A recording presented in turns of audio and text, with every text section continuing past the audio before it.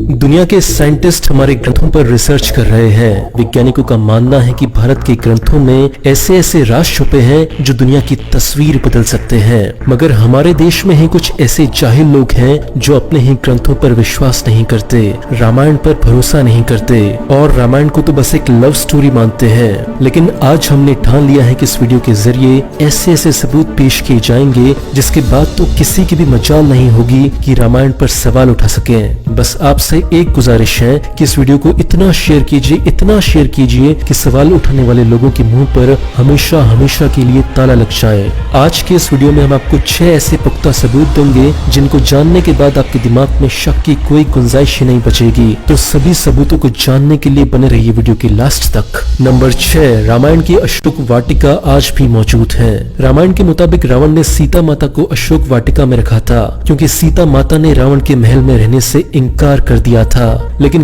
क्या आपको मालूम है कि वो अशोक वाटिका आज भी मौजूद है? इस अशोक वाटिका को आज श्रीलंका में हंगला बोटेनिकल गार्डन के नाम से जाना जाता है और इस गार्डन में वो खास जगह है जहाँ सीता माता को रखा गया था।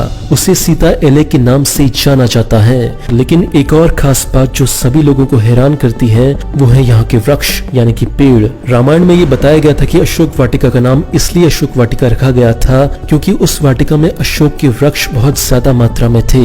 अजीब बात यह है कि जैसा रामायण में अशोक वाटिकाओं के बारे में बताया गया था, ये बोटेनिकल गार्डन हूबहू वैसा ही है। रामायण में बताया जाता है कि जब रावण माता सीता का हरण करके हवाई मार्ग से उनको लंका ले जा रहे थे तो उसको रोकने के लिए जटायु नामक गिद्ध ने रावण का सामना किया था।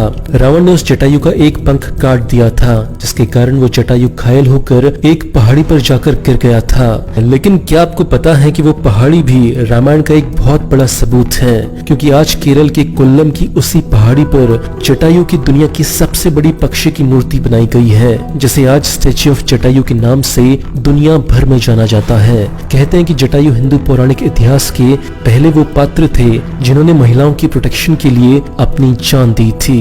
है ना सच में अमेजिंग फैक्ट। नंबर 4, रावण का हवाई अड्डा। क्या आपको पता है कि श्रीलंका के सिंघाना शहर में वीरागन टोटा नाम की एक जगह है जिसका मतलब होता है विमान उतरने की जगह। अकॉर्डिंग टू श्रीलंकन गवर्नमेंट यही वो जगह है जहां रावण ने सीता जी का हरण करने के बाद अपना पुष्पक विमान उतारा था। ऐसा माना जाता है कि रावण के पास 4 अत्याधुनिक हवाई अड्डे थे। नंबर 3, माता सीता का मंदिर। क्या आपको मालूम है कि श्रीलंका में लुवरा एलिया नाम की एक जगह भी है जहाँ पर माता सीता का मंदिर है। साथ ही इस मंदिर के पास एक झरना भी मौजूद है।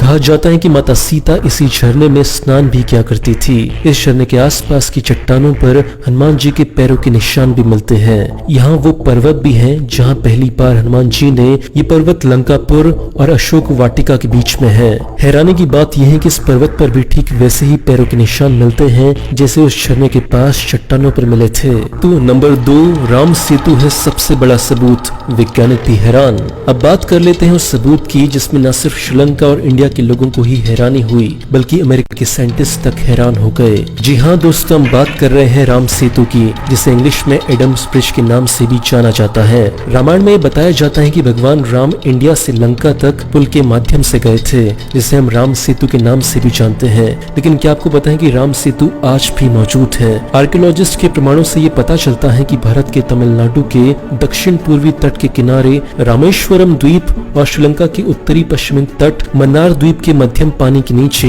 आज भी एक 30 किलोमीटर लंबा पुल मौजूद है जिसे 15वीं शताब्दी तक पैदल चलकर पार करने योग्य माना जाता था। लेकिन चक्रवात के कारण ये राम सेतु जगह जगह से खंडित हो चुका है। हैरानी की बात ये थी कि नासा की एक सैटेलाइट ने इस क्षेत्र की एक फोटोग्राफ खींची तो राम सेतु उस फोटो में भी देखने को मिले थे। शायद आप ये नहीं जानते कि नासा भी ये बात स्वीकार कर चुका है कि इस क्षेत्र में वास्तव में एक राम सेतु था जो इस दुनिया का सबसे पहला पुल हो सकता है।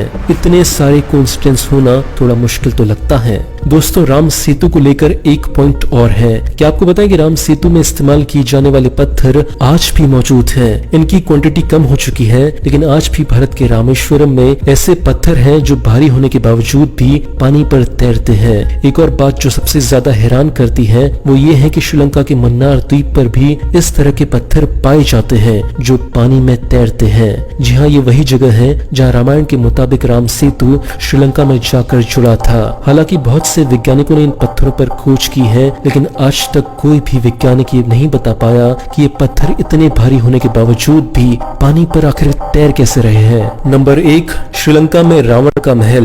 क्या आपको पता है कि श्रीलंका की गवर्नमेंट को श्रीलंका में एक ऐसा महल मिला है जिसको रामायण काल का ही माना जाता है। इस महल से कई गुप्त रास्ते निकलते हैं और उस महल को शहर के अलग अलग केंद्रों से जोड़ते हैं। हैरानी की बात तो ये है कि रिसर्च में ये बात बिल्कुल क्लियर हो चुकी है कि ये रास्ते या फिर जिनको गुफाएं कहा जाए वो नेचुरल नहीं है, बल्कि इनको इंसानों के द्वारा बनाया गया है। अब अगर श्रीलंका की हिस्ट्री पर नजर डाली जाए तो एक बात यहाँ पर हम सभी को चौंका देती है। श्रीलंकन हिस्ट्री के अनुसार रावण शहर के अलग अलग हिस्सों में कभी भी प्रकट हो जाया करता था और क्षण भर में ही उन हिस्सों से वो गायब होकर अपने महल में पहुंच जाता था। श्रीलंकन गवर्नमेंट ये मानती है कि रावण इन्हीं गुप्त रास्तों का इस्तेमाल उस समय किया करता था। श्रीलंकन गवर्नमेंट तो ये भी मानती है कि इनमें से कई गुफाएं साउथ अफ्रीका तक भी जाती है। तो दोस्तों ये थे रामायण के पुख्ता सबूत, जिनको जानने के बाद ये सिद्ध होता है कि रामायण कोई काल्पनिक कथा नहीं है बल्कि एक सच्ची घटना थी। दोस्तों वीडियो अच्छा लगा तो आपके पास मौका है दुनिया को ये साबित करने का कि रामायण असल घटना थी, कोई कहानी नहीं। इसलिए इस वीडियो को जितना हो सके उतना शेयर करें। फिर भी राम सेतु के बारे में आपकी क्या राय है कमेंट सेक्शन में हमें जरूर बताना।